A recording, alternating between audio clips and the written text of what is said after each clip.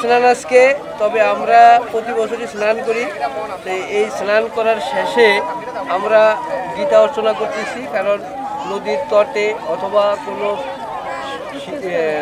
তীর্থস্থানে যদি গীতা পাঠ করা হয় তবে অপার সৌভাগ্য লাভ ভগবান কাছ থেকে প্রাপ্তি হয়। এই কারণে আমরা গীতা অর্চনা করতেছি এখানে। আজকে ব্রহ্মপুত্র অক্ষয় স্নান, সর্বপাপ রোগ মুক্তের জন্য ব্রহ্মপুত্র স্নান আজকে পূর্ণবসু নক্ষত্র অন্তর্গত সংযুক্ত অষ্টমী তিথিতে চৈত্র মাসে অন্তর্গত পূজা হয়, নাঙ্গলবন্ধ স্নান হয়। সেগুলোকে যারা না যেতে পারছে তারা আজকে এই তুলাতুলি ব্রহ্মপুত্র স্রোত জলে স্নান করেছেন। এইটাই আমাদের ভক্তদের কাম্য। যারা যেন সপরিবার যারা এখানে আইছেন সপরিবার স্নান করে যেন সর্বপাপ মুক্ত হয়ে যান, এইটাই ব্রাহ্মণ কর্তব্যরশ্মি দিবাকরম। এখানে স্নান করতে আসছি, প্রতি বছরই এখানে স্নান হয়।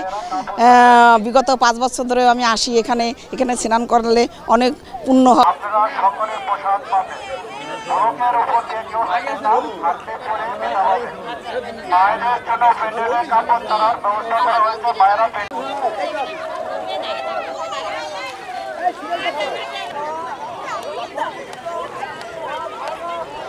নেতানি উন্নানি ব্রহ্মপুত্র অমোঘ স্নান এগুলি রাখিয়া ডুববেন।